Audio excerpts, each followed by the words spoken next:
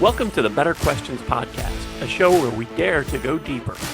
We are opening space for more honest conversation, slow, meaningful insights in a fast-moving world. Every week we pick a topic and sit down with thinkers, doers, and challengers, not only to hear not what they already know, but to explore what they are still learning. Maybe the right question at the right time can change everything. And now, here's the host of the Better Questions Podcast, Kevin Hovey.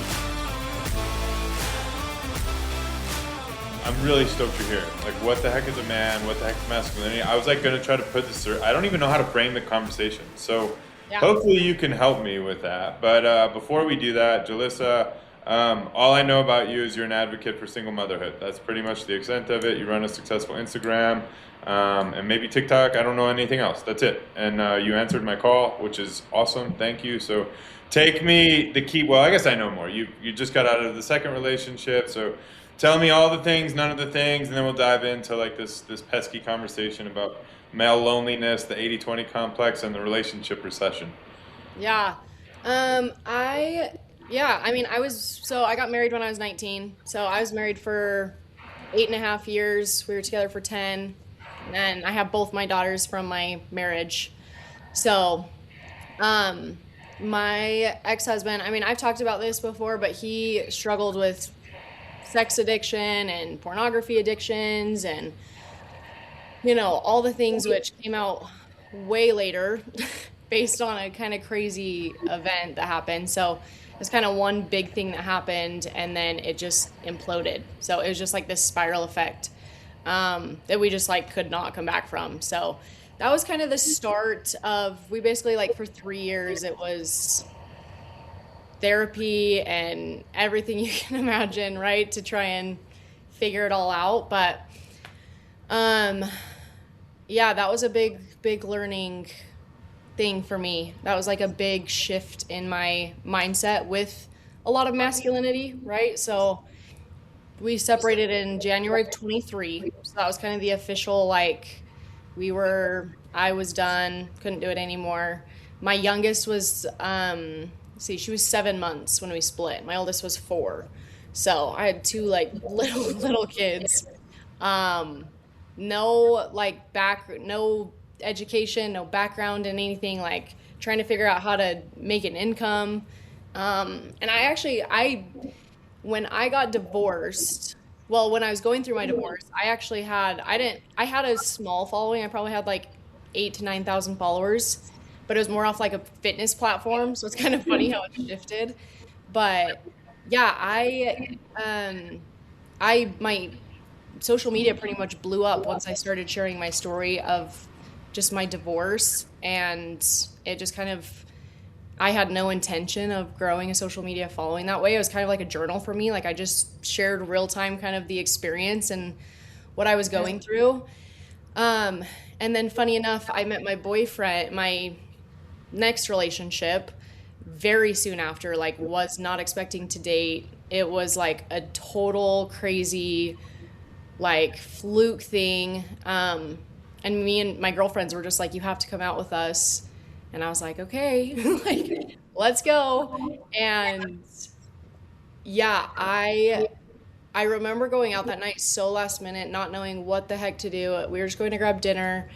And then I had met him out at a bar, and he had just moved here. So he was like fresh here. He had only been here for a month really from New Jersey. So it was like a long jaunt. And I just remember connecting like so instantly and telling him like, just so you know, my life is a shit show. I'm going through divorce. Like I'm not in a place to really date. And he basically, it just like we were just enmeshed. Like he was with me through my whole divorce. And anyways, there was just a lot of stuff with that he was so opposite of my ex-husband that like he had traits that I was craving right off the bat. And I was like so enamored by this man. And so it's funny how that kind of like transitioned from what I had before to what I had now. And so anyways, it was one of those like euphoric loves, right? Like it was so deeply connected, intertwined, because there was so much broken trust in my marriage. I think the craziest thing that people have always asked me is like, how do you ever trust again? And this is where I think it's so interesting for me. And granted, there's different people. Like I said, I'm a pretty trusting person in general, but it was hard for me in this world, especially in Utah, to feel like I was going to find a man that I could trust. And what was so eye-opening for me is that my boyfriend that I had met didn't really have to, I guess the trust came easy with him, even though it was so right off the bat because of who he was, what he represented. Like I never for one second had to question like his loyalty. And so it was just a major shift in rebuilding, like you were saying, masculinity for me, where I'm like, wow, this comes easy. And there are men that just naturally off the bat provide safety and security. And so that was like a big thing for me to see that side of safety. And so yeah, we hit it off and basically were together for a year, and then he moved in with me and we lived together for a year and a half. And then the shittiest part is just that I'm like, we basically kind of flip-flopped our lives a little because he met me when I was going through such a transitional phase of life. And then like he was stable and steady and secure, but he was chasing a pretty big like career path. So I knew that there was a possibility for him to relocate. And long story short, it kind of came down to a crunch time where we've talked about marriage, we've talked about kids, we've talked about this entire future together. But with where he was going, we kind of had to make a decision, like, are we getting married or are we not? And it was like, we've been together 2.5 years. And for some reason, I just couldn't pull the trigger. I just wasn't there. Oh, so it was on your end. I definitely. Yeah, it was me. Yeah. Fascinating. So, yeah, I ended it for, I mean, there's a lot of reasons. Like, we come from different religious backgrounds. We're different ethnicities. We grew up across the country. Like, he's very, very private. I'm very, very public. So there were just things where it was just big core things that it was hard to bring together in some aspects. And I don't think that I was ready. I don't think that I knew where I was as an individual when I met him. And I had shifted so much in the 2.5 years that we were together that it was a roller coaster. I'm like, I actually don't know where I stand on my own, like religiously and just everything. So I think for me, it was just, I just couldn't, I wasn't there yet. And then I didn't want to prevent him from moving on to his next phase of his career. And so it caused a lot of, I don't know. I don't want to, it's a weird thing for me because I'm obviously, it's still fresh. So I'm still processing all of it, but it's been very, very good for me. But he ends up basically going this route of the career and is gone for months and months and months at training and could have come back to Utah had we got married. And because I made the decision not to, now he's going to be relocated in a different state. So it's just like, it's a lot of things to process because it's like, anyways, so that like transitioned and it's a weird thing because now I feel like I'm in a place where, well, I have a lot I want to work on individually, but I'm in a place of such stability now, like even just co-parenting, financially, just everything, right? I own my home. And so it's one of those things where, yeah, it just, I don't know, timelines didn't mash up and whatever, but it's been really hard to figure things out. I think because I got married at 19 and then I found someone so soon after my divorce, and it was like I was saying, it's just like that euphoric love. I think for me, myself, I've been trying to really figure out Like, what are my non-negotiables? What do I actually want and value in a man? And because I also believe in energy, right? Like, we attract what and who we are. And so I think when I met him, I don't even know what I was attracting at that time, right? I do know with my ex-husband, I'm like, yeah, no, that makes more sense. And now I'm in a place where I'm like, who do I want to be to attract what I want to have? So that's what I'm kind of trying to iron out.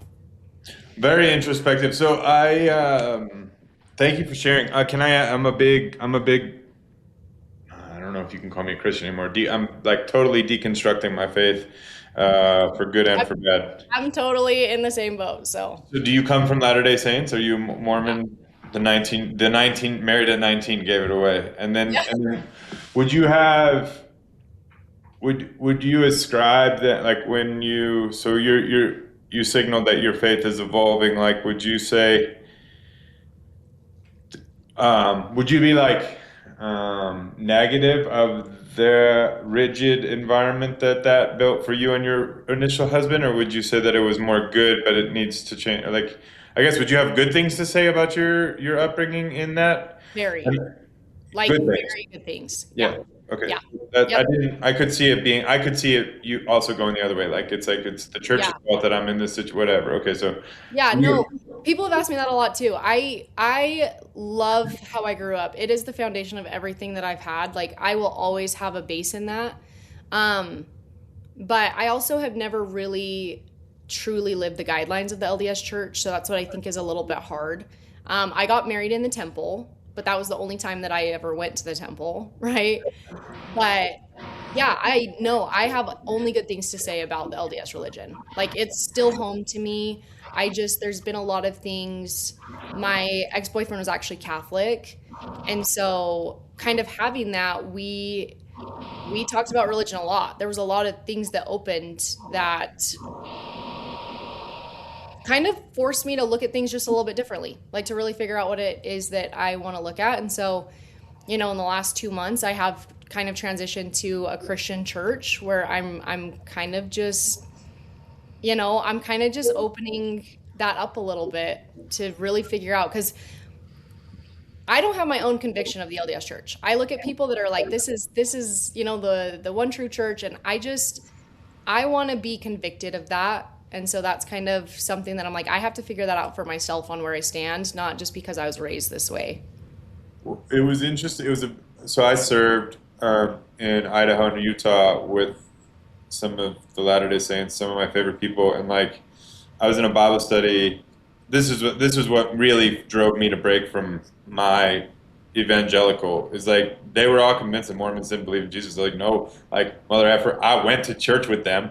And I went to church with them in the service, and they talk about the same Jesus, like, and you just disavow them. You disavow them as heretical. And it's like, I think, anyway, so we'll save that. The rest of my whole podcast is all religious ramblings. But okay, so getting back, I'm like super excited to kick off this series, because it's like, you hit two buzzwords. Is safety and security, like, is protect and provide, does that encapsulate? And like, I was trying to get ready to like set the stage, but like, what is a man supposed to, like, we've gone through, and so I would just love your like unprompted thoughts, but I'll just send some buzzwords out there and you can kind of go with it where you will. Like, is porn the problem? Is OnlyFans the problem? Is feminism the problem? And then I'll go way global. I was talking to one of my like philosophy buddies, and he's like, what are you talking about? There isn't a problem. I'm like, maybe not. Is this just normal? Like, why do we suck at marriage? I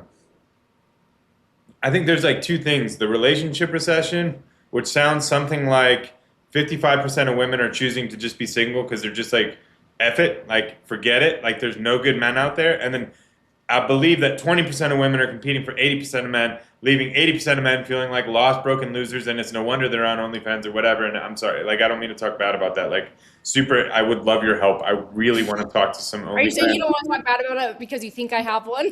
No, I just shouldn't assume that. Like, no. Yeah, I did. I was going to ask if you have. Yeah, no, I just don't. It's always like assume good intent. Like, I don't know anybody until I know them. So it's like, I'm dying to talk to only. Like, I'll give it to you. Like, I think boys upstairs with a napkin getting all of the gratification of like what it takes to earn a woman's love, or not all of, but like a cheap version of that is crippling the man. Like I think that's probably a problem.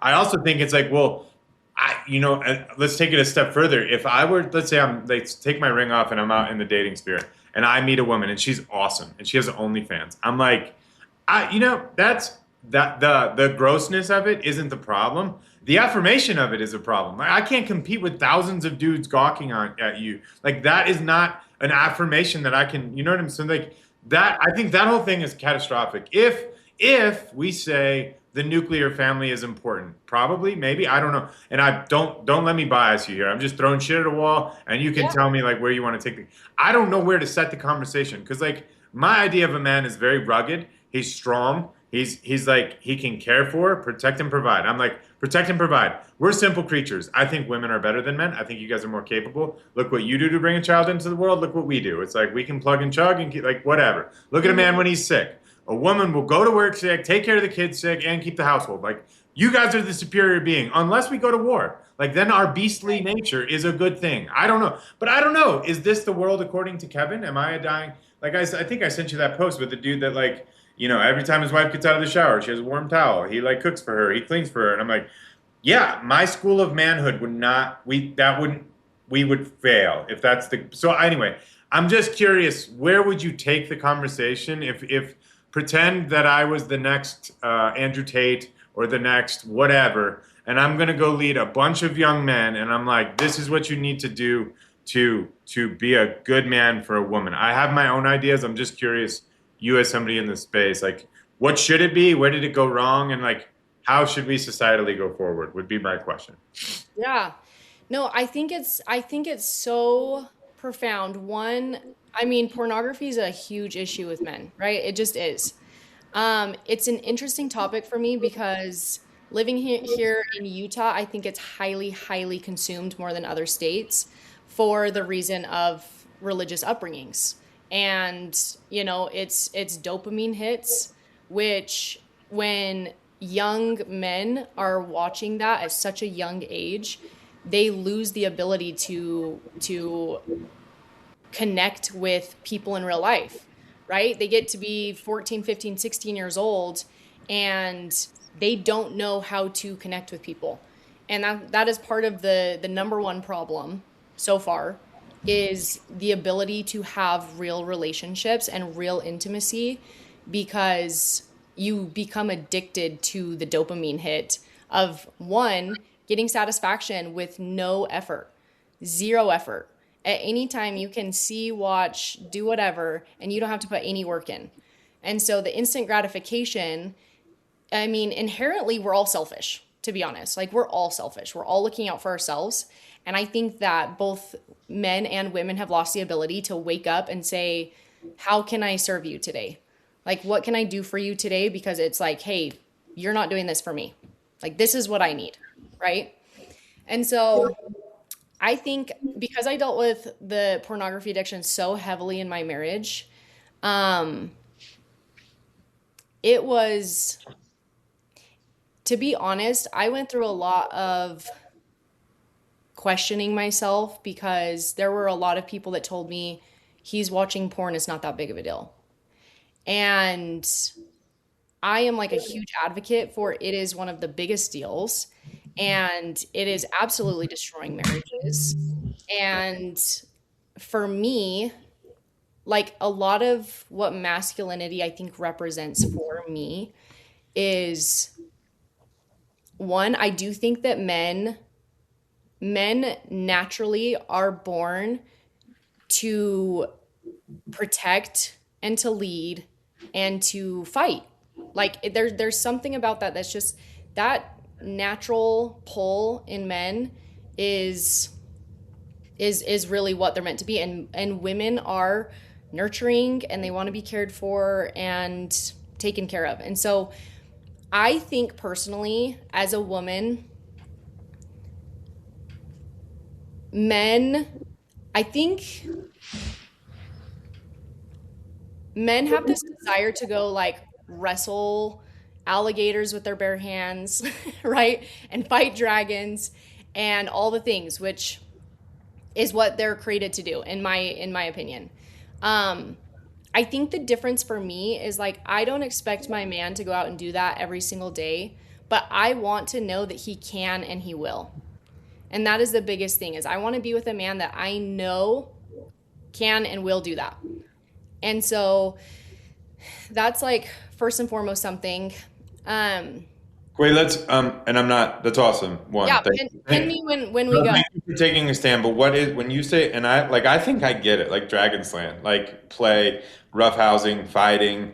Is that when you say when you say I want a man? I don't need a man that's going to fight. Is it fight? Is willing to fight, or what or desires to slay dragons? Is it ambition? I'm the only reason I'm pausing you is because I really like, as I was putting this together, I realized it's really hard. I don't even know how to title the series. It's like, what is a man? What should a man be? What is masculinity? Is masculinity good? Like, are we pursuing that? Like in today's, so sorry. So when you say, I want a man that can and will, he doesn't necessarily always have to. What is that? Fight?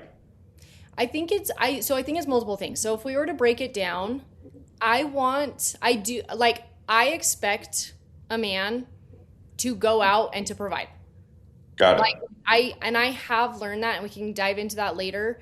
Being a boss babe, but having to be, I have realized how important masculine and feminine roles are.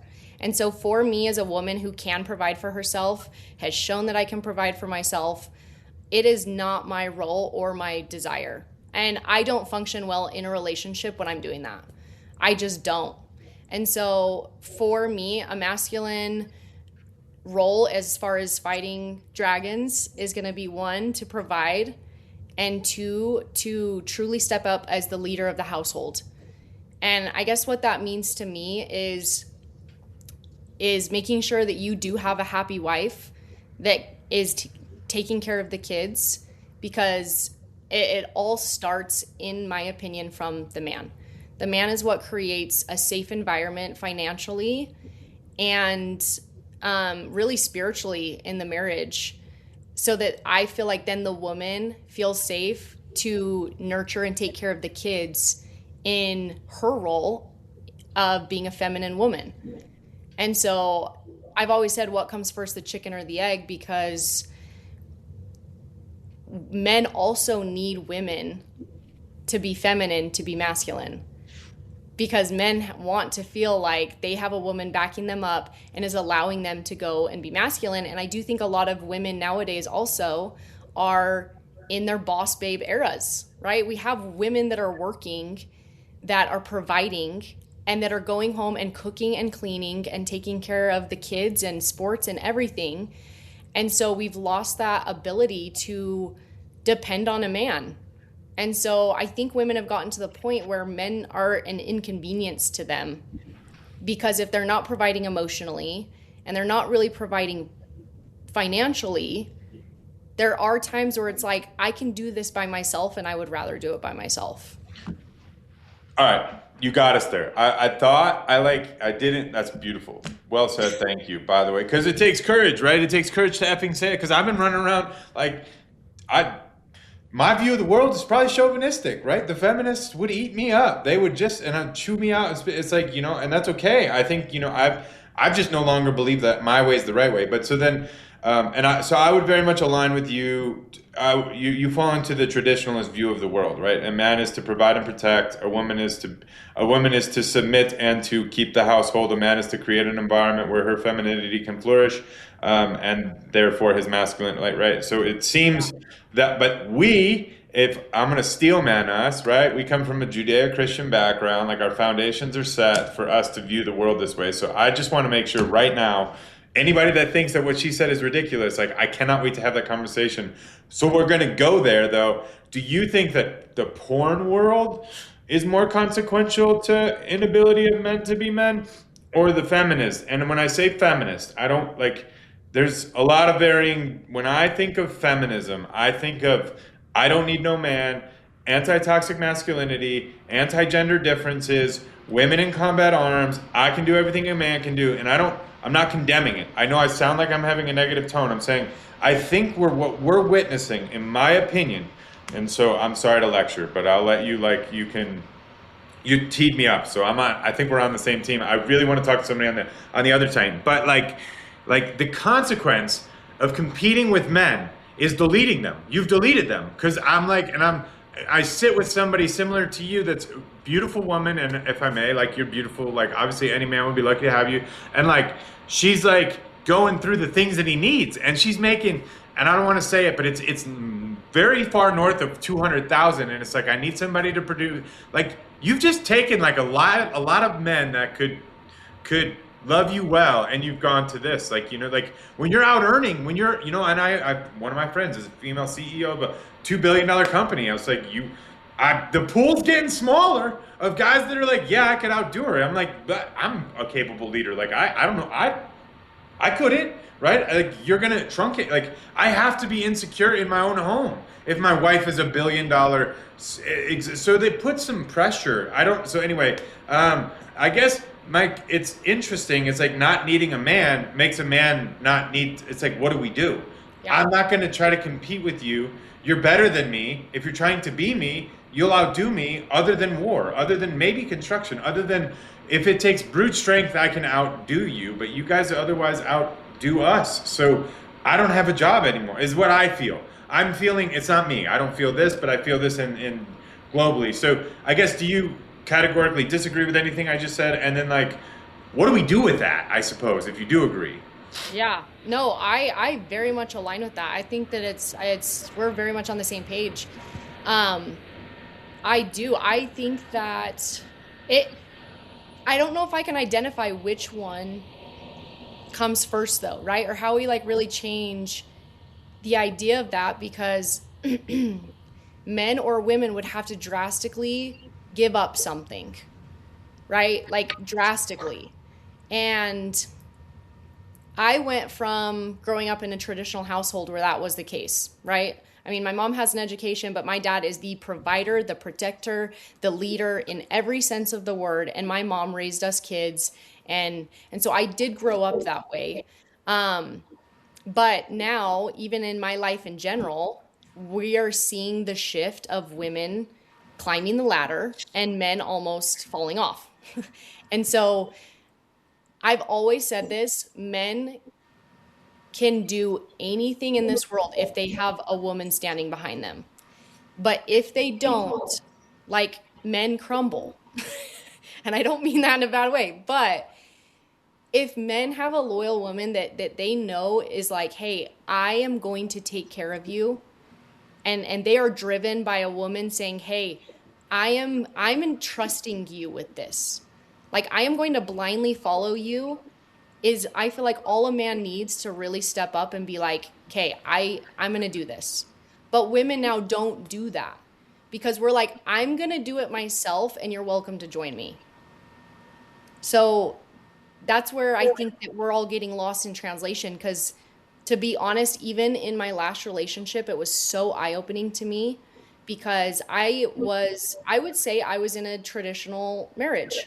Like, I worked a little bit, but he did all the man stuff. He owned a business. He was out running whatever. So the moment I was put in a position to go provide for myself and my kids, I changed as a woman. Like, I became a masculine version of myself. And I don't think that I realized that in the relationship because I was just surviving.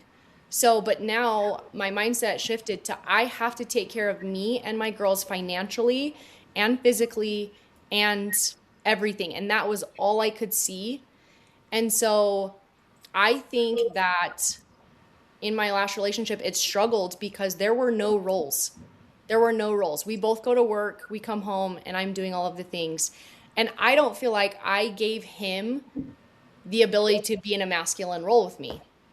And I actually struggle with that. It's actually been something that I'm like, it was so obvious. It was such a pull. And at the tail end is when I realized, like, oh no, I have to be in a feminine role. I have to be in a feminine role. I have to be able to not go to work right now. And so that I can, at the end of the day, like, put into you, right? Because like I had no ability to put into my relationship with everything that was on my plate. And one thing for men that I think is important when it comes to masculinity, because there is toxic masculinity. Like there 100% is. And I love that you say the word submit, because I think that women lose their minds when they say submit to a man.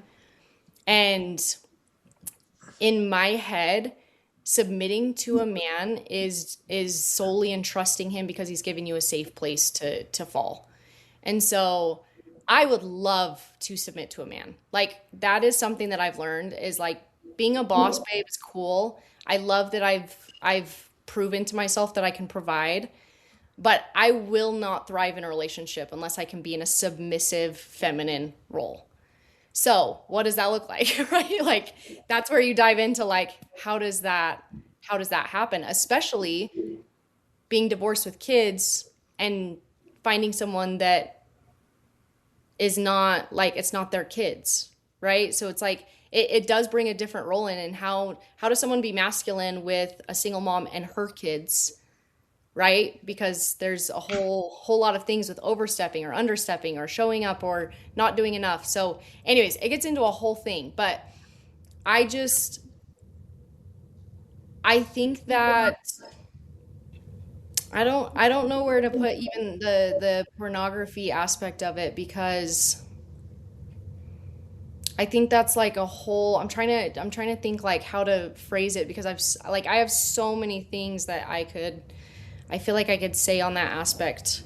Um, I think it would be wise not to disrupt the thought. no, no, no, Do you want to go where you're going? I no, might, I think I missed a female cue right there. no. I'm a stupid male. I wasn't reading that. I learned recently I'm energetically a moron, so I apologize if I misread that right there. Do you want to talk about? Because I was going to say I think it's wise to separate the two. If I think they're two competing issues, and like you said, chicken or the egg. That I think they're probably wise to separate. And I think this idea of submission versus surrender, like that's the biblical text of the beautiful way of life. Like men are supposed to surrender, right, to God, and other things Yeah. like the act of. Anyway, submission is such a negative connotation. So I think we have this idea of I don't need no man, and then we have this porn epidemic. I don't know that it's wise for us to explore them together. Maybe. Yeah. Yeah, because I think in that aspect it's completely different conversations. It really is. Yeah, like it's hard to dive into both because I do think that they represent two completely different issues, topics. I don't know, however you want to put it. Um, so anyways, that is one thing in and of itself. But um yeah, I think my overall idea with men that I think is hard is like I do traditionally want a hardworking, like macho man. And when I say that, I mean like I do want someone that goes out and like this, and not literally, but chops wood and you know what I mean? Like I've been lumberjacking. It's my new thing. It's the greatest thing love ever. it. But like I do like that's the type of masculinity I want. Like, and I just picture like a man going out, swinging a hammer, all sweaty, right? Bringing in wood. Like Yeah. that obviously is a type of masculinity that I think as a woman is like, wow, yeah, no, I love that. I love that. I feel like you can go out and get it done and come back. But the other side of masculinity for me is, can a man make a woman feel safe and secure and loved and cared for in a very, very soft way? And that's something that I think is a fine line for men, because men think like, I need to be this big macho, which is fine, but you can't be that in a marriage with your wife. At some point, you have to soften up and be vulnerable and open. And I think that it's typical for men to suppress everything because men are not allowed to be emotional and vulnerable and cry. And that's where it starts to get into, men also need to be able to release that, right? Like, and be open with that and not suppress their demons. And I think that the best place to do that is with their wife. And that to me is still masculine. It's actually very masculine for me. I am very much like, I'm a very, very deep person, and I want a man that is going to confide in me and come also rely on me on with his demons, his struggles, everything, right? And there's things that I understand like men have to carry that women won't ever understand, right? And there's struggles, but like on both sides there's got to be a safe place to fall. And so that's where I think masculinity has two different sides for me. And then, and I think that's super well put. I guess I have to ask, so you went from one to the other. Do you take hope for relationships in America, or have you ever, like, do you find it to be like it's just eroding and it's almost like do you find much hope and optimism, or do you think it's nearing a state of peril as you observe it? Like, because I feel like there's a lot of women that would listen to this and be frustrated because you went from one and then you got another good one and they can't find a good one, right? And so Yeah. what's your experience from observing your friends and your following and whatever else? Like, is it really perilous? Is there much to be hopeful for? Is it in the middle? Where would you be in that spectrum as you look around? I think that it is plummeting. I think that people are absolutely hopeless. And honestly, it's just instigating more hopelessness. And that's why I think that there does need to be advocates out there that are putting out, and I guess here's the best way to put it. It comes back to what I was saying before about all of us being selfish. We just want to magically find someone that's this unicorn and they fall in love with us and it's this great thing, right? But at the end of the day, we're all broken people finding other broken people. And so it literally comes back to making ourselves whole, aligning with I'm just a firm believer that you have to be who you want to be to find the person that you want to have. Like, if you are not doing the things and putting out the energy, then that person is not going to find you. And that's why I watch people go in the same circle over and over and over again with the same dirt bags, because that's what they're accepting. Like, that's the love they're accepting. And so I think that, and this goes for everyone, this goes for women and for men, until we really get to a place where we ourselves are whole, I don't think we're ever going to we can't expect someone to come in and give us the love that we want to have, right? Like, we literally have to create that. So that's I guess a bigger topic for me, where we're watching people get on social media platforms and talk about their dating experiences that are terrible. And we're talking about men splitting the bills, right? And being like, hey, you pay for half or whatever. And it's just, it's normalizing it almost, right? It's just normalizing, oh, the dating world sucks. And so even I feel like manifesting and saying that on social media, like people getting on, oh, dating sucks, being single sucks. Like, I'm just gonna forever be alone, and men suck, and we can't trust men. And all of those things that we're putting out there are creating that for men and women. Yeah, no, there's so much theology that we could go into, and I would love to.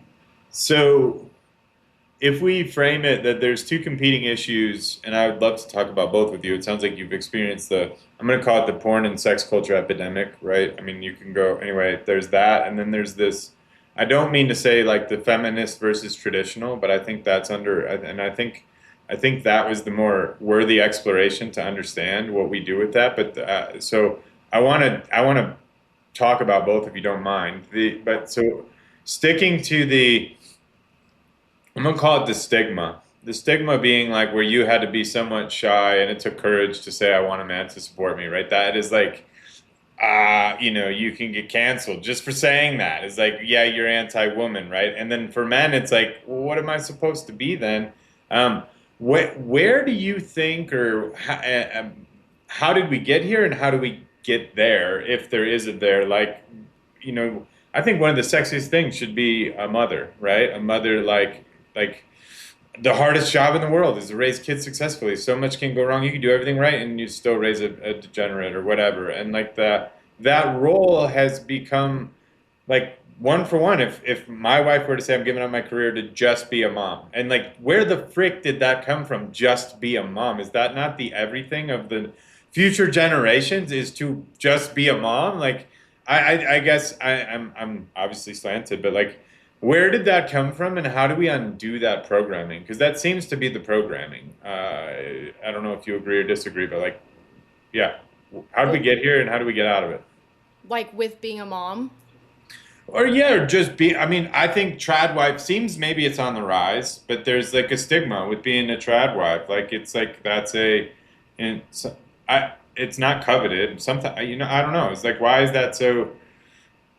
In your eyes, I assume based on what you've said is like we should return to that the traditional roles of a man and a woman and the traditional masculinity, and obviously we need to do masculinity better. But why is it so hard, or is it so hard? Is that even a thing? Like I don't. I feel that culturally it would be stronger. I can be a boss and a mom than it would be like, no, I'm choosing to just be a mother because that's singularly important. I don't know. And if my framing is off, you can reframe. Yeah. I think I understand what you're saying. I think that let me think how to put this. I feel like we are in a phase, in an era of life where people are having less and less kids because women are working more and building careers, right? That's kind of more where it's going. Um, and I think what's interesting too, and this also I feel like contributes to the generations to come, with kids are now being used to either both of their parents working full time or being in split homes. And so I think it's hard because we're also raising kids to not have as present parents, right? Because they don't have a dad that they're like, bye, dad, go to work, love you, I'll see you later. And mom is coming to my PTA class and doing class treats. She's making sure we get our chores done, right? She's running the house, raising good kids, teaching all these things. These kids are just out figuring out life by themselves, and parents are missing how to raise them too, right? Because they're not getting both sides of like, dad's gonna beat my ass when he gets home if I misbehave, and mom is gonna make sure that I'm smart and I have good manners and I'm a respectable person. And so I think when it comes to that aspect, we're also starting, and we've seen this slow decline where kids aren't being raised in that environment.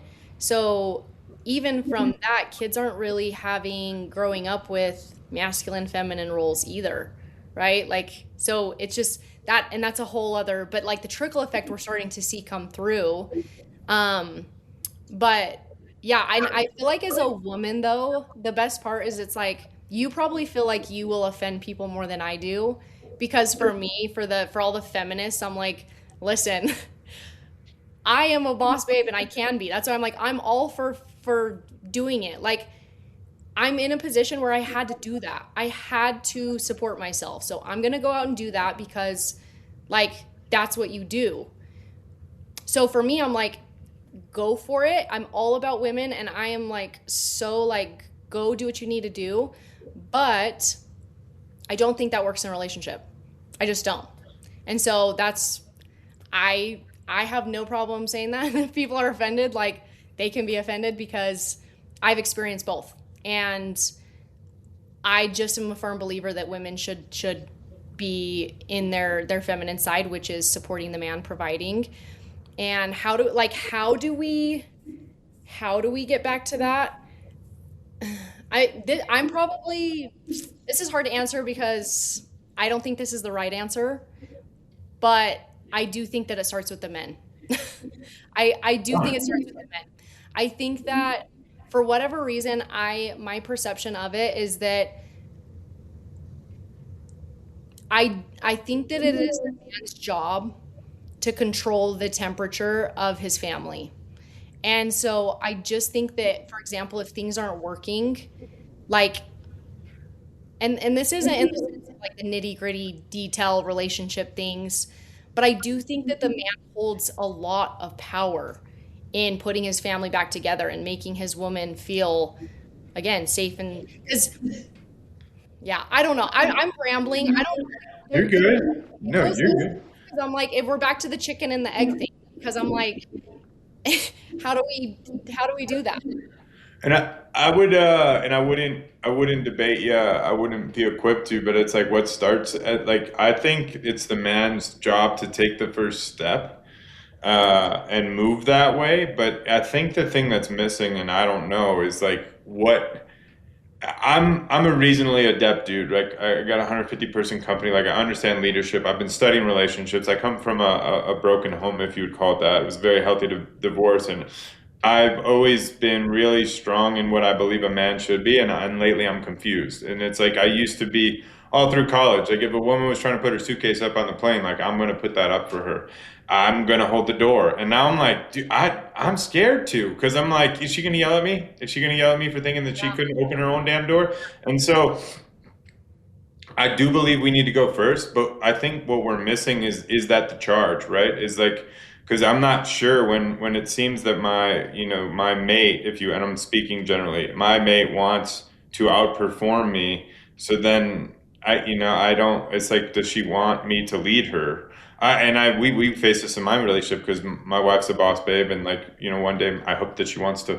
I hope that I put her in a position that she wants to have my children or whatever. But like we wrestle with that. We totally wrestle with that. It's like I don't want to be undermining her career, but I think to your comment, the men need to go first. I think they do, as long as we know that's what, like, we're simple creatures. Like we want to fuck and we want to fight, right? We want to, like, we're very simple. Like we don't even want to deal with emotions, and we need to channel that. But, and like, if maybe want to be appreciated, but it's like, if that, I like, what do I need to do to win your love? And that has become kind of not clear. And so establishing myself as a strong person that can protect and lead a woman, I'm not sure if I'm supposed to. So that's where I'm like, I think as long as we say, yeah, or there's a large enough population of women that are like, yeah, please, I think then we can see men move towards the objective, right? I always figured, what, you guys are the gatekeeper, right? You're the gatekeeper of what we want, literally. And so anyway, I share with you.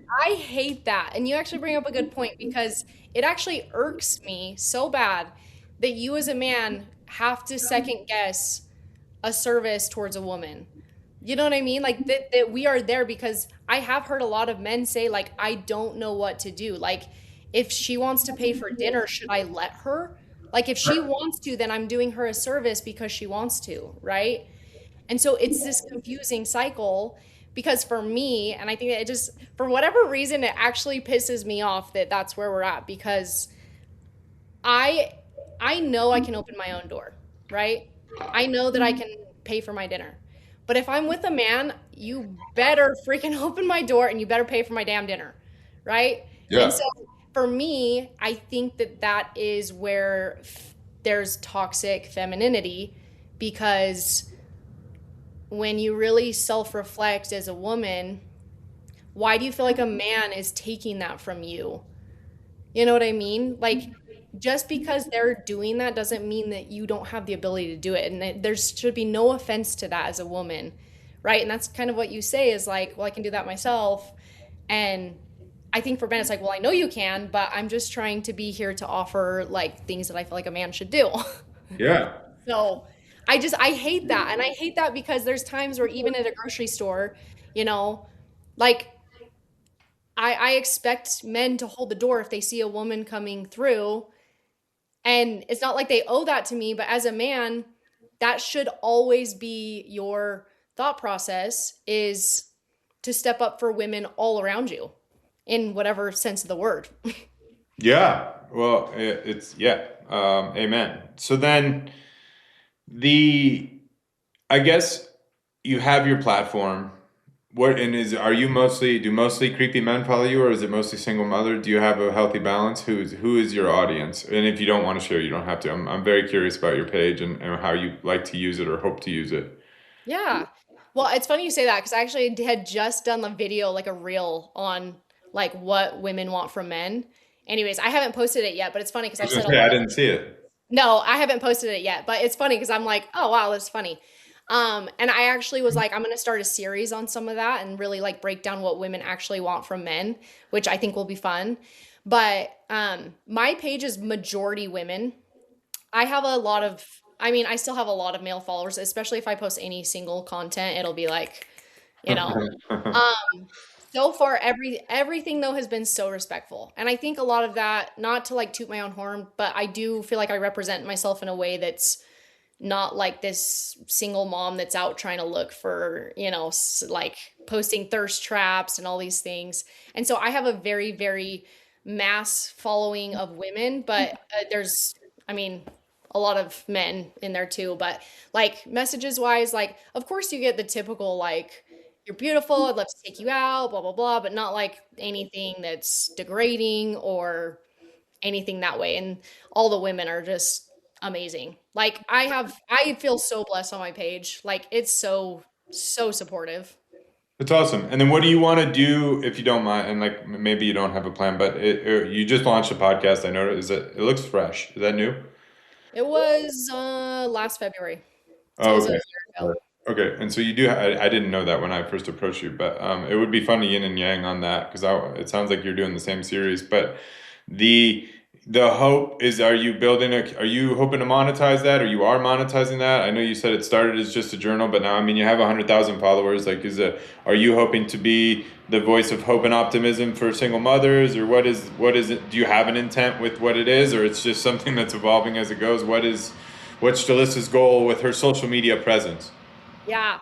It started off really just shedding light on divorce, right? Showing the process.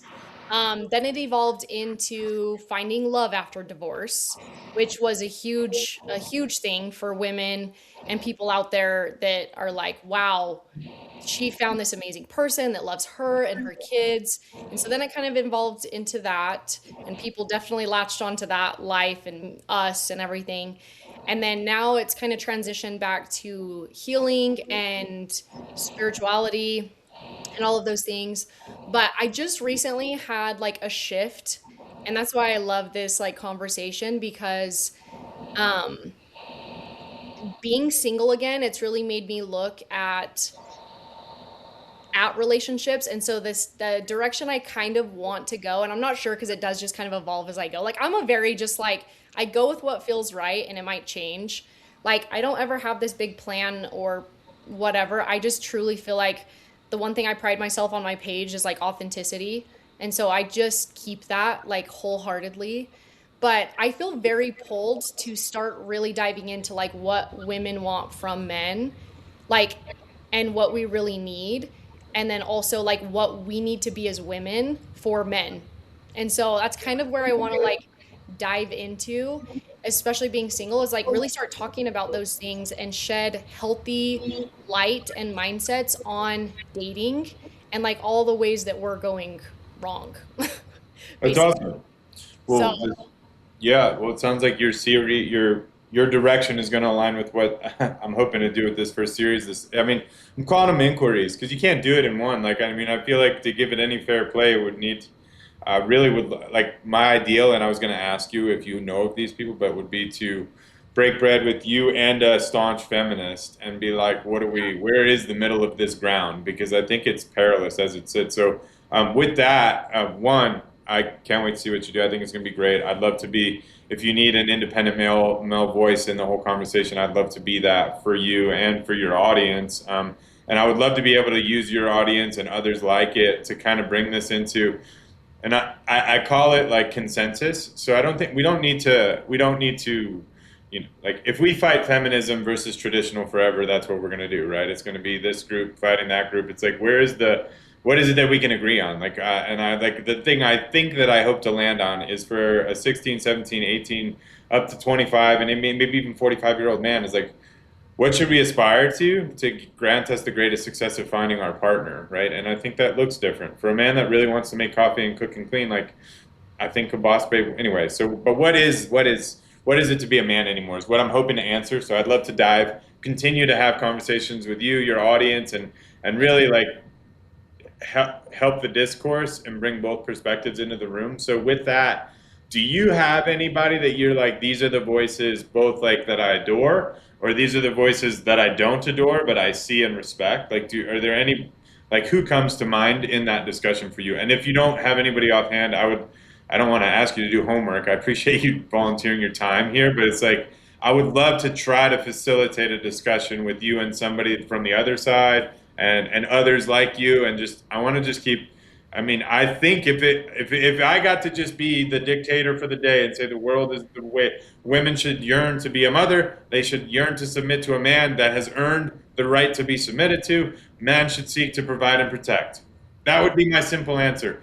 I just don't know if that's captivating for the masses, and I'm curious, like what generally, if we do an investigation with yourself and maybe 5 to 7 others like you, and on the other side, can we reach a consensus with, like, in simple terms, is like what a man should strive for in 2025 and beyond, 2026 and beyond? So anyway, is there anybody that's interesting to you, or where would you want me to take that if you got to tell me where to go?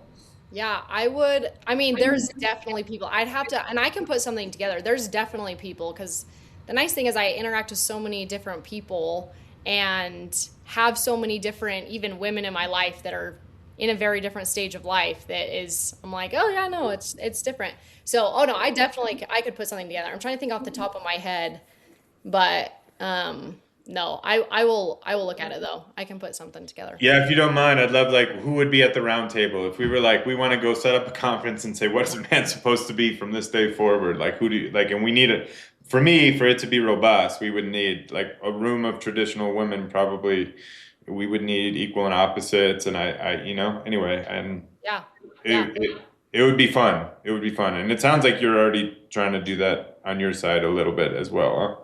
Yeah, no, and that's what will be interesting too is like once I start opening up that door, it's gonna be it's gonna cause a lot of opinions. It's So, but good. that's honestly what's fun. Like I've never really shied away from that. Yeah. So, I love it. And I think another thing that's so funny that I think about all the time too is like, you think of these women even at the gym, if men hit on them, like men are always like, oh, I'm not gonna ever meet a girl at the gym because, heaven forbid I talk to her. And it's so funny because I'm like, for me, it's like I would love for a man to approach me at the gym and talk to me. And that's why it goes back to the same thing where women are like, don't talk to me, don't touch me. Men are like these sexual pigs. In my head, I'm like, I'm so glad you find me attractive, and I'm always gonna reciprocate that in a friendly manner because again, that's what like shutting a man down like that is again like what feeds the whole. Perpetuates. Yeah. Yeah.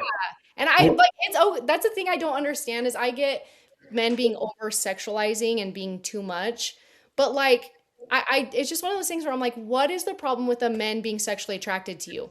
Like that it's I don't know. like Yeah. I just as a woman, I'm like, you can say thank you and not like be a bitch.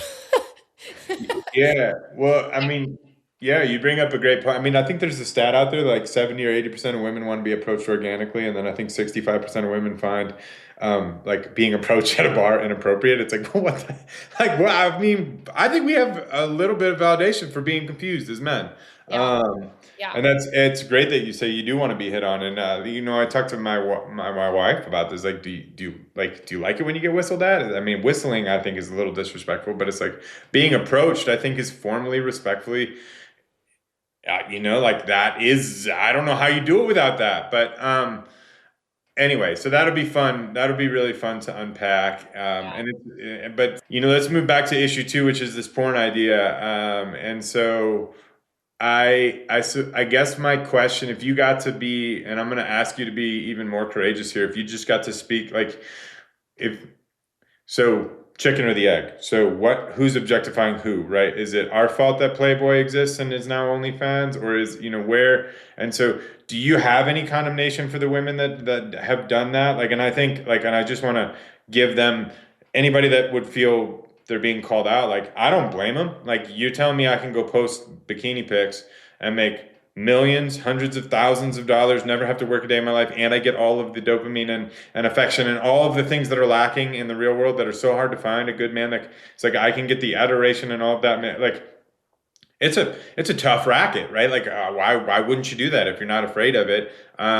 But do you condemn them at all for degrading men? Because or do you how would you if you're speaking to a group of 16-year-olds that are women that are like think that this is a good idea, like I'm gonna just go put myself on OnlyFans and make money that way and find a man that way or whatever. Is it consequential to you? Do you have any words for them? I'm dying. I hesitate to bring it up in a negative light because like I just want to know, like, if you could give it all up, have all the same money, and have a man that really loves you, like, and I'm assuming that they don't already have that, but like, would you trade it, or is it? It seems that it's a both and. I've heard that like a lot of the OnlyFans model, it's their boyfriend or their husband holding the camera, and that's interesting. I'd love to know. I'd love to talk to those guys because they're obviously comfortable in their own skin, so there's some good to it. I don't. Sex But working isn't they're into it. not. Like, Yeah, man, you're not comfortable in your skin if you're letting your woman, like, that's your woman. Like, there's something missing. I don't see, and that's where I think would be the one thing I disagree is like, I think a lot of men are like, wow, he must be super secure to let his woman go off and do that. And I'm like, no, he's highly insecure because Mm. no confident man is going to let his girl go and be Let like me. consumed by other Yeah, women. no, let me steel man you just because Yeah. I tend to agree. Just to be clear, I tend to agree. I also I think both and maybe and I would love to talk to those people. So I'm going to leave that door open. But so let's say notionally, and this is super inappropriate. I hope you let me go here. But like let's say the ring's off. I'm a divorced man, and I'm like you and I end up we fall in love, and I'm like I don't want I don't want you like your page is I don't want you sharing yourself with the world. I want you to myself. Would that fly? Well, for one, let me tell you this. That was part of my last relationship. Oh, okay. All right. Yeah. So he's I have private. dealt with that. Yeah. So I can answer this actually very factually, real life. I think that this is a gray area for me, if I'm being honest. I think when it comes to, I think that there's right and wrong. And so I think when it comes to that, there's things that are very valid, and then there's also preferences. And I think that what he was asking in the moment to, like, hey, I don't want you to be on social media anymore, more so out of privacy.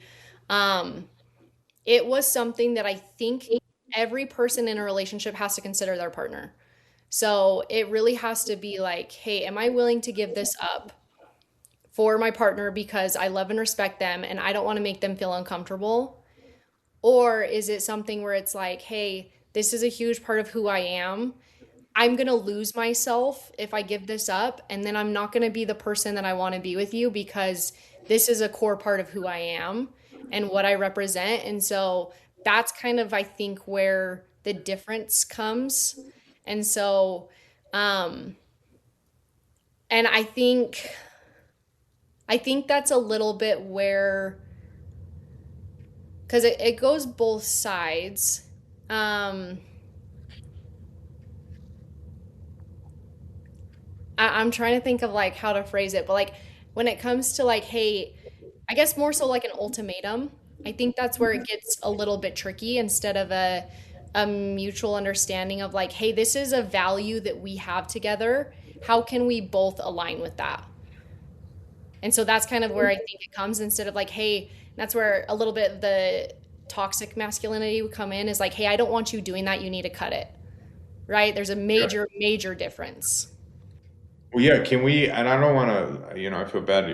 Your boy's on social media. I don't want to. I don't. But like, can we live into that a little bit? Like, what you have this euphoric love, and then he wants to be more private. What was the like? That seems like it's like you got almost everything you want, and it's like not. Do you mind sharing like kind of what? I'm very intrigued by it, but it's very personal. So it's like if you don't want that up on a pod, like totally get it. Meaning like, I guess if I'm sitting here as the jury, I'm like, and let's call him, I don't know what his name is, so we'll call him Paul. Like, for poor Paul. No, I just talked to a Paul. We'll call him Eric. Like, poor Eric got freaking, like, like, he did everything right, wants to get married, and, like, he won her love, and then he still didn't win. It's like, dang it. Like, if I'm a man listening, I'm like, dude, forget it. I'm going to OnlyFans, right? Or whatever. So, like, can we provide some context just to, like, what that decision was for you? And it's probably really good for women as well. You decided that like this wasn't, and I think you've said some of the things, but what ultimately led you to decide that this man's I'm frankly unworthy of my hand in marriage at this time. And I know you said, yeah. Yeah. Honestly, with this relationship, like I will always love him. Like he is such a good human being and I have nothing but like good things to say about him. I think ultimately what it came down to is I didn't feel aligned in where we were really going. And I felt like it somewhat came to a point where I had to change who I was to meet him where he wanted me to be. And I, at that point, felt like I was kind of tagging along to his life journey and his life expectations and not really creating our life together. And so it was kind of a harsh line of, hey, this is what I'm doing, and I hope you come with me. And that was kind of how it was from the beginning. Um, and so ultimately, I felt like career took precedent over the family. And so at that point, I was just kind of there. I, I don't know the best way to put it, to be honest. Like, I think you did. No, I get it. I think, I mean, if I can, let me try. Let me see if I got it. It's like, listen, the vision for the marriage wasn't there. Like, it wasn't, it didn't feel like it was partly your vision. It was his life and wasn't something that you wanted. Like, it wasn't the right, that's what it sounds like. Is like, this isn't what I want for my life. So it was a misalignment. It sounds like it was wise on your part to not be caught up in all of the greatness that he was. Like, I mean, that seems pretty. Like, I think it's our job is to create, like, this is where we're, as the leader, this is where we're going, yeah, and like, and maybe like he needed to be more considerate of where you wanted to go relative to where he wanted to go, whether it's geography, profession, or future kids or whatever. So it wasn't. I mean, I don't think you owe any I don't know who the yeah, hell I am to say, but you don't owe any more than that. I think that's more than yeah, enough, right? yeah. It's just so hard because like he did do everything right. And like he was a masculine role, right? Like he was trying to provide and trying to do these things, but there's more to it, right? Like we had religion differences and even just the way we viewed things. So like raising kids would be hard, right? We did see things differently a little bit. And so um but yeah, I think that was hard is and this kind of comes back to it as a woman. I definitely do have my fears in giving up some of my trust to a man, right? Like there is some of that. That's why it's like it's kind of both sides because I was left highly vulnerable in my divorce and it rocked my world. And I remember saying to myself, like, I will never let anyone take anything from me again. Like, I will make sure that I have a firm foundation so that, like, I never have to feel this again and no one can take that. So that also goes to women struggling because we don't want to be left vulnerable, right? So it's hard. It's like a leap of faith to really give that up. And I think that's where on, you know, Eric's side, um, he could feel that with me too, right? Like I wasn't fully trusting and diving into that. And I still was kind of grasping on for some control. And so that's why it goes to say relationships don't work without that. Like, and I'm saying that from experience. Like, I wasn't being in a feminine role, and he couldn't be in a masculine role. And his frustration was also like, I'm doing all of these things. Like, what else do you want me to do? Right? Like, Yeah. I can't. So it's hard. Yeah, it's hard. It's hard. So chosen to you have chosen to enter back into the single arena where you had, maybe 9 out of 10 of the key wickets missing one, or maybe 8 out of 10 of the key wickets. Are you excited and optimistic that you're going to find your mate, or are you like, oh boy, like where's your spirit in that? Um, honestly, I've tried not to think about it. I think I'm the type that knows that it will find me when it finds me, and like I know that the only thing that I can do and work on is myself. And I'm not one that's going to go seek or find someone to fill the void or, I just think that it does happen very organically when we're doing what we're supposed to be doing in our life. I can't lie and say that I'm not really discouraged Yeah. because if I'm being honest, like I wanted my last relationship to work so badly and it's really hard to let go of. Um, and there's a lot of qualities that I don't know if I would find in a man again. Like it's hard because I do see where men kind of are these days, especially with social media and everything, and even loyalty, right? Like just micro things that's like, dang, like, and so in the same breath, I would say it's a little discouraging. But I'm also one to know that like I know that there's good men out there. Like I do know that there's good men.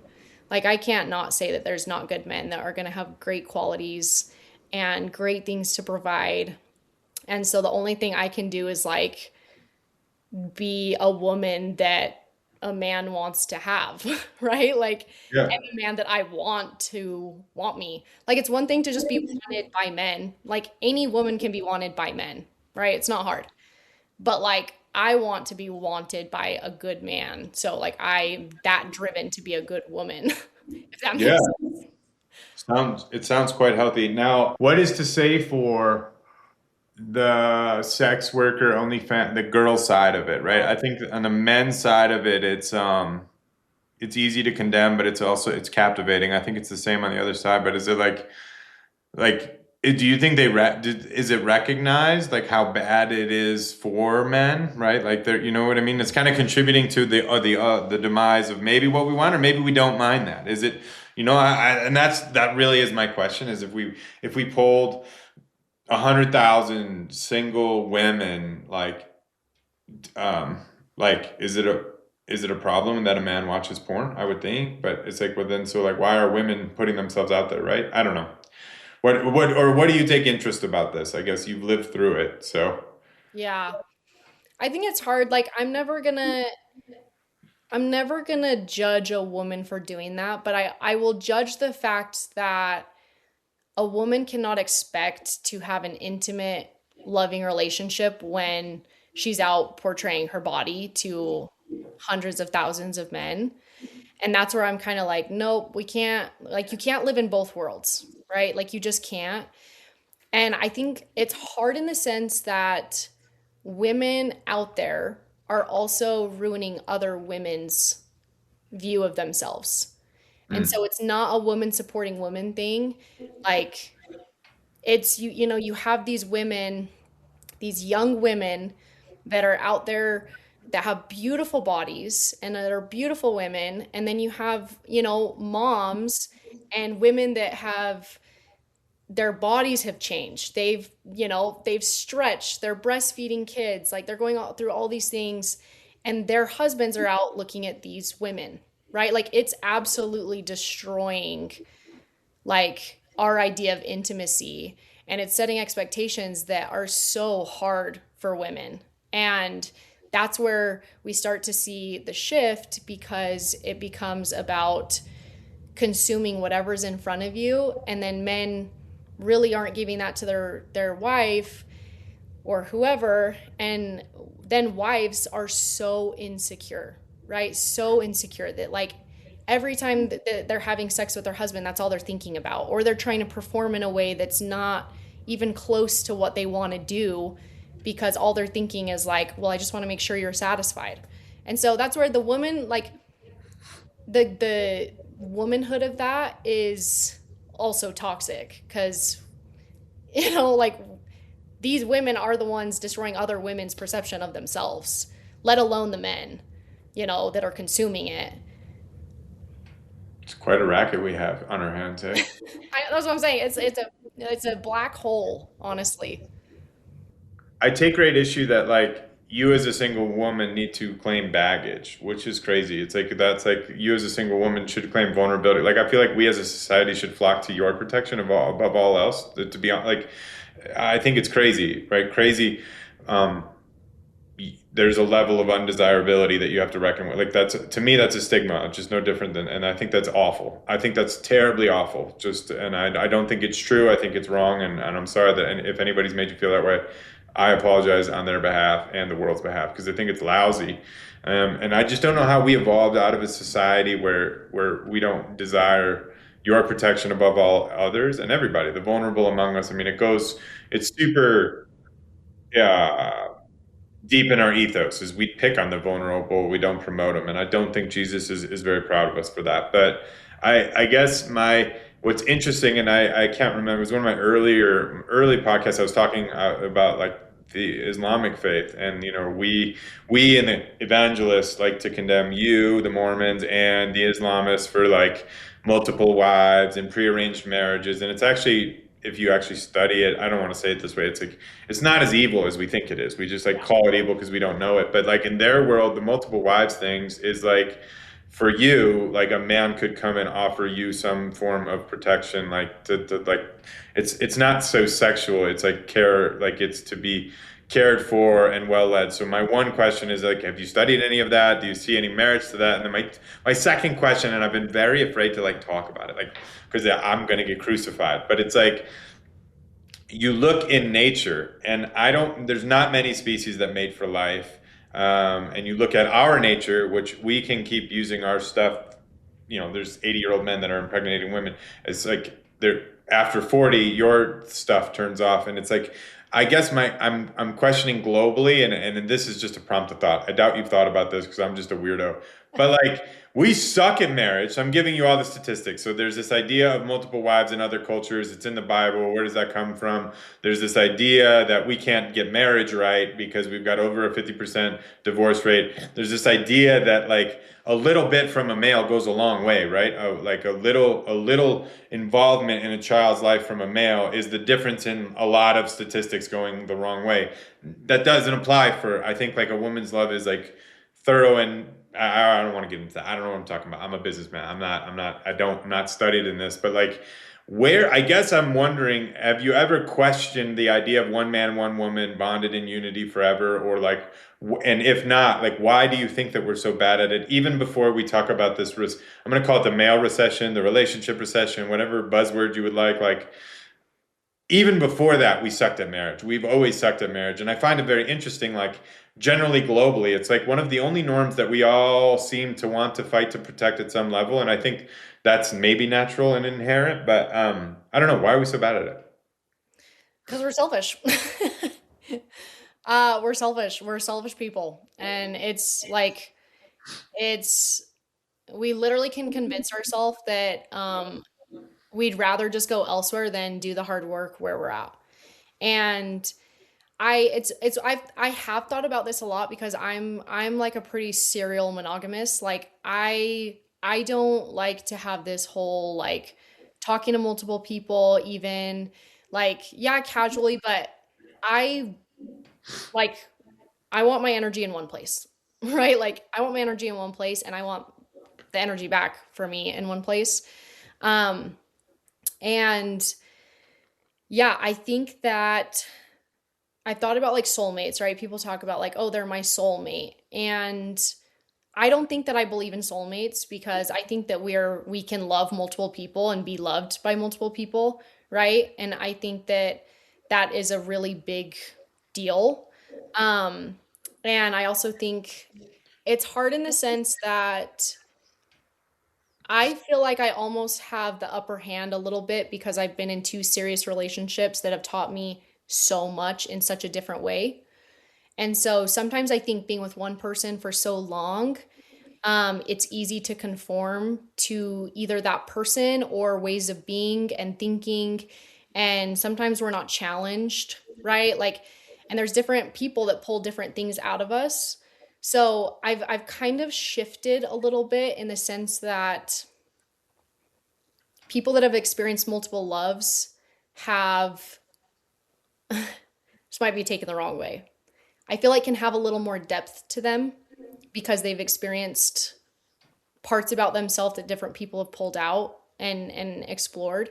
But in the same breath, like there is so much to say about finding your person and doing all of life and all eternity with that person, right? Like that's, I mean, that's the most intimate thing we could ever do as human beings is commit to one person and through every single thing, like choose that hard and be like, my flag is planted here and like nothing is taking away from that. So Yeah. it's kind of a weird place to be, I guess, because like I crave that, right? Like I crave to be with my one person and do all of life together. But we're also meant to evolve as humans. Like we do evolve. Like I'm so different than I was when I was 19. It's like painful, right? And so meeting people or being in different places, like you have to grow with your person. And a lot of times people grow separately, right? Or they just kind of stay here and come together, right? Like touch base throughout life. So I think it just takes an extreme amount of work to grow and change with your partner, which is like conscious choices. So if you got to be the queen of the world for the day, and you were just to prescribe the problem, you say selfishness and or laziness. Is that really at the crux of all of this for you? Would that be your thesis? Is like laziness and not willing to put the work in? Is that? Hmm. I truly think that we as humans just we want to feel comfortable, so we'll do anything for ourselves that makes us feel comfortable. Anytime we feel discomfort, it's like we'll do whatever we can to get out of it, right? And so it's just like inherently, I think that we are so selfish. And that is the one core thing I could say to every single problem is complete selfishness of how other people can serve us. And when other people don't serve us the way that we want, we just go and look for someone else that will. Very interesting. So obviously, in our strict religious world, there's like, you should have no partners before marriage, and then like all of that, and then you just brought into this like idea of multiple loves. Like, do you find that the sex culture is a problem, or so would you have any? Do you have any issue with that? Like premarital sex, is that something that's like you're still firm and strict about? Do you think that's contributing, or I like when I heard you kind of say you're growing with one person, like you don't really know anything else, so that's actually maybe better or maybe not. I could, but so and I can, well, yeah, I guess. Do you find that to be a contributing factor or not really? Like, do we need to return to that where you've never had sex until you get married? Is that a good thing in your eyes or not so much? Or do you care to opine? It's okay if you don't. No, I think it's good because I have learned a lot through this on like where I stand. I obviously grew up in a very strict religion where you do not have sex before you're married. Like it's, very, very strict that way. Um, I think I understand a lot of the reasons why, not just from a religious perspective, but from a very committed, intimate part of marriage and being with your person. And I don't think it's necessarily don't have sex before marriage, but I think it's a be very, very cautious on how you give yourself before you commit. And I heard something once and it resonated so much with me. And she said something like, treat your boyfriend like your boyfriend, treat your fiance like your fiance, and treat your husband like your husband. You don't treat your boyfriend like your husband. And I was like, whoa, right? Yeah. And so I do think that like the marriage aspect of that is earned. And I love the idea that, hey, we do this together because like we're really truly giving ourselves to each other. But I think it's more about the commitment to that than it is about the marriage. Um, but I'm still kind of, I don't know, I'm a little bit more unsure about it. But I do not believe in like sleeping with multiple people. Like, I think that that is just so hard, not only on your own psyche, but on everyone else's. Because that is one thing where I'm like, no, that's something that you share with your person. Like, you don't just give yourself away, you know? Yeah. Well, I mean, it's the most like two become one in the other, right? It's like supposed to be a very, very deep and sacred act. I don't know, man. I shouldn't say that. The feminists are not going to come on if I keep rambling. But like, if there's no sacredness and it's just purely pleasure, I mean, I don't know. Anyway. Okay, last question, and then I will let you go. And it came to me, and you again, you can dodge this if you want, but I think so. You got married young, and it sounds like you are a complete single parent. Are you co-parenting? Is he in the picture at all, or it's like you've got he Yeah. is in the picture? Oh, okay, good. Um, that's awesome. Congrats. That's I think better, but who am I to say? How do you, if we could learn like lessons learned, and I think you're launching your whole series on this, but like what was the like, hey guys, like don't do this, or hey girls, don't do this because this might happen. Like, what would you give us as an AAR, like living into that whole series? Like, how would you make go forward recommendations given what you've lived through? Like as like a warning, like Yeah, I mean, well, you brought up the porn addiction and all of these things. So it's like, what would the charge be to men? Like, don't do this, or you might end up here. Or what would the like women like you lived through it? Like, was there something you wish you would have done different that you could have saved it, or you just wish you would have known sooner? And like, for the men that are afraid to fail, like, is there something that we can walk away from that like helps us understand where, either he wasn't strong in providing, or he wasn't emotionally creating a safe place for you to bolster up your femininity, like all those things. Like, are there any key wickets? And if there's not, there's not. Is there any lessons learned that somebody listening could be like watching out for on either side of the gender aisle? yeah. I think one of the biggest things that I've realized now is, and I've said this before, but actions have to match words. That's one of the biggest traits. I think it's easy for all of us to fall susceptible to, love bombing and I'll do better, or, oh, I'm not going to do that again, or whatever. Another thing that I love is like when someone shows you who they are, believe them. Like the first time they show you who they are, believe them, because that is who they are. And we as humans get stuck in the hope of who we want that person to be. But one of the biggest lessons I've learned is accepting like who and what they are right now. Like that is who they are. There's no, I think it's Mel Robbins that says if they're watching football all day on Saturdays when you're dating, like that's what they're going to do for the rest of their life. And that's not going to change, you know? And it's like, it's so true though, right? We all of a sudden think we're going to change people.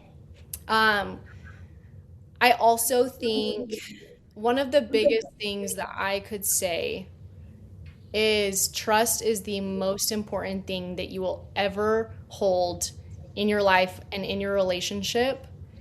And if you break it, you don't only break it with your person, but you break it with yourself. And it's extremely hard to come back from. And I've had both sides of things with betrayal and, infidelity and whatever. I've always said, no, you can fix things and you can work through things and you can do all these things. But I think that once you break trust, like it breaks a piece of you that I think is really, really hard to get back. And so I think that really holding true,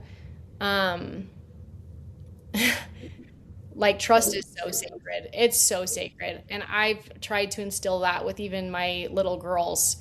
And I tell her all the time, like, if you say something and you say, I promise, you don't break that. Like, you do not break trust. So you just need to be honest, because once you break trust, like, you don't come back. So I don't know if that's even in the sense. It's just like, it's a basic thing of also like trust your gut, like truly. Like that's one of the best things I've learned is if your gut is off, then something's off. And I firmly believe that. And so, yeah, I don't know. Those, like off the top of my head, that's just some of the main things I've always stood by. That's awesome. Thank you for sharing. I appreciate you, yeah, giving the time, and I would love to, whatever, co-contribute or ride along as you go into the world advising single women on how to be and men how to be, or whatever you're doing there. And so my goal with this is to use this as conversation one of as many that need to be had to round out the recommendation. The recommendation being, I don't think 80% of women should be frustrated with the opposite sex, and I don't think 80% of men should be disappointed and feeling bad. It's like there has to be somewhere where we get center mass where it's not, it just shouldn't be so perilous, right? I think what did the word, what word did you use? Discouraged, right? You're discouraged, I think, is like that. I think that's a shame. I don't think beautiful women that are looking for spouses should be discouraged, and I don't think, men that are trying to do their, like, it's just a shame. Like, what, we get one chance at this existence. So I'm like doing this inquiry to land on a place that's a go forward that doesn't sound like F the feminists and F the whatever trad wives or what. It's just silly. It's just silly. And hopefully we can give some good sound recommendations for boys that want to win the affection and surrender of a woman. Is like, here's a good path forward. I think there's a lot of coaches on this, but I don't know. So that's my goal, is to land on what is a man and what should he be. And like, I'm super like, really, and if there's a more feminist leaning listener to this, is like, are you okay? I'm curious, are they okay with this idea of a man protecting and providing? And if not, what should it be then? What is a man? I don't know. You know what? And I guess I'm not gonna let you go, and I will. But like, we are running a race that we may end up being sperm donors, right? There's women that are choosing, they would rather just raise them on their own, do it on their own. Is like, and maybe that's okay. I mean, like, if you look at the lion pride, it seems that that's kind of what happens, but I don't think that's best for us, but that is somewhat of the end of this. If we just submit to the desires of kind of the leading of men, like, that's that could be the future in 100. I don't mean to be all heretical and conspiratorial, but like, there is, like you said, we're building this environment, we're promoting it, we're perpetuating it, we're encouraging it. It's what they're seeing, it's what normal is, and it's like, if we're not careful, we will our way into, it could be a worse state. It also could be a better state. So sorry, you go ahead. I was just going to say, so I'm curious for you, like, as a man who still, like, believes in traditional roles that way, like, for you, what is a woman, right? Meaning, like, what attracts you to a woman? Like, is it this boss babe, or is it like, hey, like, like, I'm just curious from your perspective, like, when you look at a woman, it's like, wow, she has all these traits. Like, that's what I want, right? And I love that you flipped the mic. You should have done this a long time ago. Good for you. Yeah, and this is... It's funny. I have a hard time being on this side. I'm a very, like, intrinsical question. Like, people are always like, wow, I can't believe you asked that question, because I love to pick people's brain. Like, it's one of my favorite things to do, is connect with people. And I'm kind of sad, like, I haven't got to pick your brain, because I would have for hours. But I am curious. Yeah, it's a great question, and I'm scared.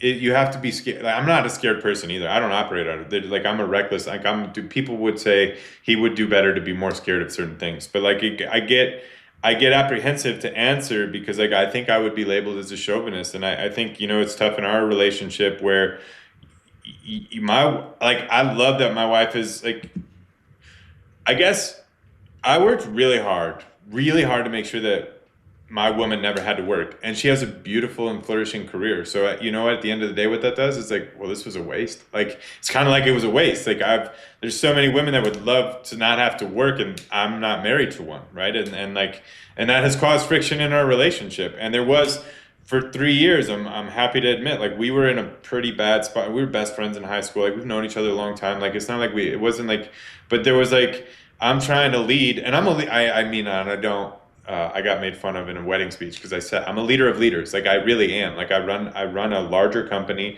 I was a captain in the Marine Corps. Like, I'm a leader of men. I love to lead. I believe in leadership. I'm a big leadership advocate. I couldn't fucking lead my own marriage. Like, I couldn't, because she was competing with me, and it was a competition. And it was like, once it's a competition and I'm trying to beat her, not lead her, we're in a pair. It's bad to go. It is really, really bad to go. And I say this, and I believe that I can, is like, you're going to have a hard time finding somebody that's a better leader than me. I actually believe that. I'll say that in its full arrogance. Good luck. Like, I understand humility. I understand about meeting people where they are. I understand about authentic, like, I get it. Like, leadership is studied by me. I'll write the book. Like, and I will take many to school that are far more popular than me, because we're not going to get into that.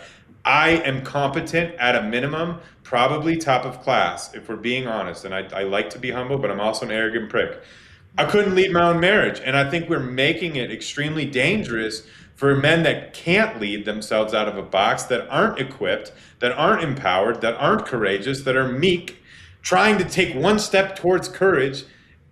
You make a whole shitload of money. It's like, dude, I'm not going to lead that. I can't. I mean, she's making like, and so it's this competitive state, and to me, it's unattractive. So I don't want to say, am I proud of my wife and do I love her career? It's awesome. It's really awesome, and it's fun. So I don't know if you know it. She's an NFL personality. She goes to events with football players all the time, and I think it's funny you brought up football. Like, I just laugh at every man that puts on somebody else's jersey with another name on his back and gets upset about whatever happens on Sunday. I'm like, yo, dude.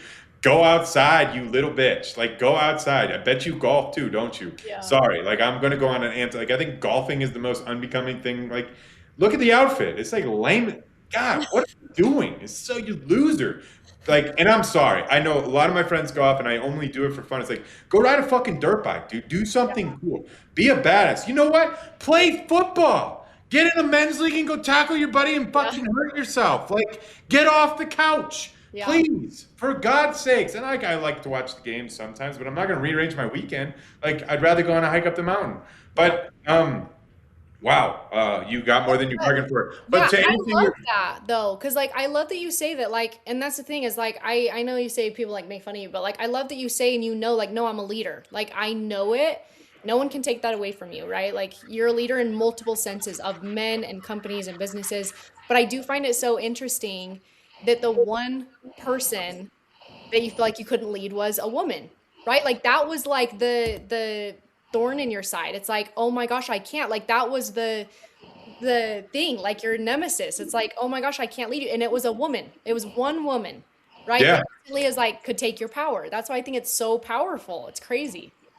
Yeah, I mean, you're keying in on, and we're much better. We hit it like I don't know. I've been waiting for her to tell the story out of protection of her. Like, I don't want to tell it. It's like it's a wild one. It's a wild, like, it was awesome. Like, you got to get out of the depths. But so we are totally working to be on the same page and all that. But I never answered your question, and I gave that whole diatribe to just say, like, I think a woman that's ready to submit, like, the most attractive thing to me is a strong woman that is ready, willing to submit, is so sexy. It's like, yeah, like, I don't need to, I'm willing to, like, I'm gonna surrender myself, and, like, that's where and so the most attractive thing to me, and, like, you know, maybe it's out of the my wife one day wants to be a mother. I think we're gonna bridge it, but, like, a woman that just yearns to be a mom and to take care of her household, to support her man and his dreams and ambitions. It's willing to, like, put herself second, and I don't mean to say second, like, I don't mean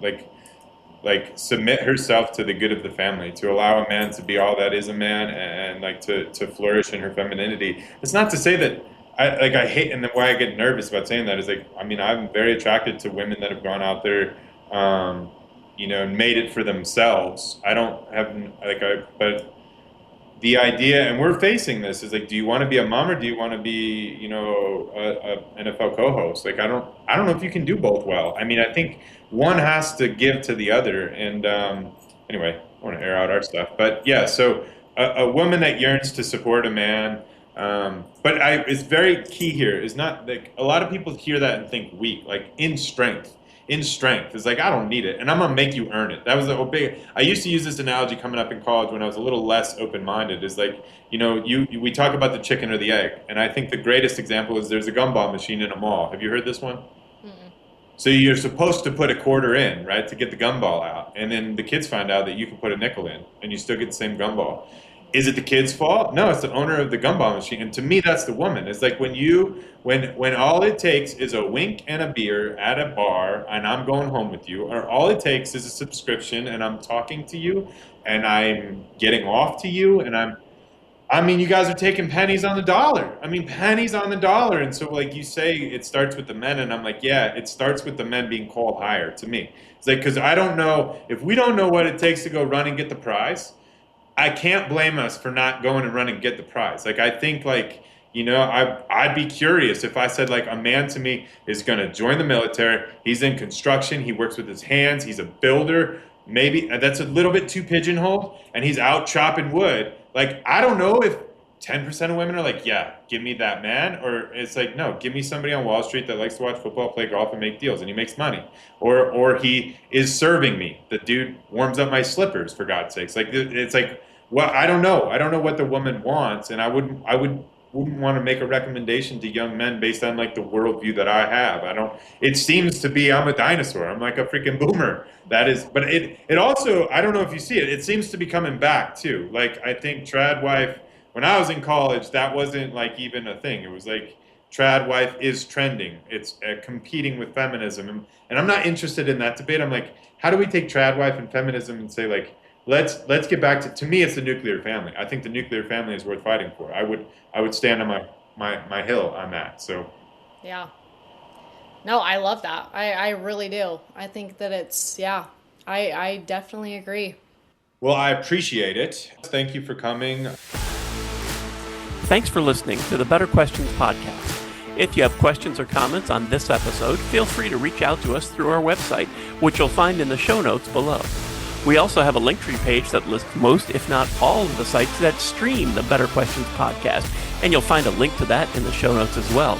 So you can click on that, find your favorite site, click on over and subscribe, and you'll never miss another episode. Thank you for listening. This continues to be an interesting journey, and we're happy to have you along for the ride.